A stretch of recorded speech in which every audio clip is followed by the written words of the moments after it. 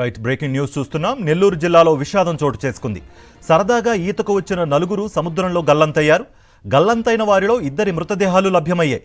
మరో 2 మృతదేహాల కోసం గాలింపు చర్యలు కొనసాగుతున్నాయి. ఈతకు వచ్చిన వారంతా అల్లూరు మండలం ఇసుకపల్లి పంచాయతీ ఎర్రప్పగుంటకు చెందినవారిగా తెలుస్తోంది.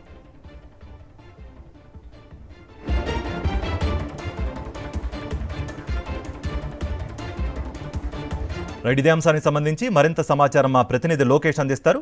లోకేష్, ఆ గల్లంతైన 2 పరిస్థితి ఏంటి? వాళ్ళ ఆచూకీ ఏమన్నా లభ్యమైందా? కార్తిక్, పండగ వేళ, సంక్రాంతి వేళ విషాద ఛాయలు అనుకున్నాయి నెల్లూరు జిల్లాకు సంబంధించి. నెల్లూరు జిల్లా ఏదైతే అల్లూరు మండలానికి సంబంధించినటువంటి ఇసుకపల్లి వద్ద అక్కడ బీచ్ ఎలాంటి ఏర్పాట్లు లేకపోయినప్పటికీ కూడా సముద్ర తీర ప్రాంతం అని తెలియడంతో కూడా 6 మంది మిత్రులందరూ కూడా కలిసి అక్కడ సముద్ర స్నానానికి అని చెప్పి కూడా బయలుదేరి వెళ్ళడం జరిగింది. అయితే 2 ఒడ్డు వద్దనే ఉన్నప్పటికీ కూడా 4 కూడా సముద్ర స్నానానికి దిగినటువంటి పరిస్థితి ఉంది.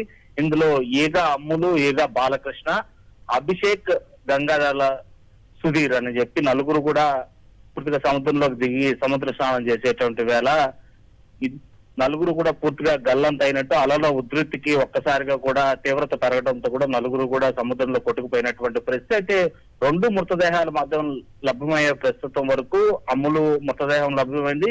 కొద్దిసేపటి క్రితం మరో వ్యక్తి యొక్క మృతదేహం కూడా లభ్యమైంది. మరో 2 మృతదేహాల కోసము ఇటు మెరైన్ బీచ్ సంబంధించినటువంటి సిబ్బంది కావచ్చు, అదేవిధంగా గజయితగాలని, అదేవిధంగా ఇటు సముద్రానికి సంబంధించినటువంటి అక్కడ చుట్టుపక్కల ఉండేటువంటి ప్రాంతాల యొక్క సిబ్బంది యొక్క హెల్ప్ కూడా తీసుకొని సముద్రంలో ఇటు మృతదేహాల గాలింపు చర్యలు అయితే వేగవంతంగా జరుగుతున్నటువంటి పరిస్థితి. అయితే పండగ పూట సరదాగా గడుపుదామని చెప్పి వెళ్ళి ఇటు 4 ఒక్కసారిగా ముత్తువాట పడ్డం. అందులో దాదాపు 6 మంది వెళ్ళిన వాళ్ళు కూడా 4 కూడా మొత్తం కుటుంబ సభ్యులే. అందులో 2 ఒకే కుటుంబానికి సంబంధించినటువంటి వ్యక్తులు కావడంతో తీవ్ర విషాద ఛాయలు అమ్ముకున్నారని చెప్పాలి. Karthik, thank you Lokesh.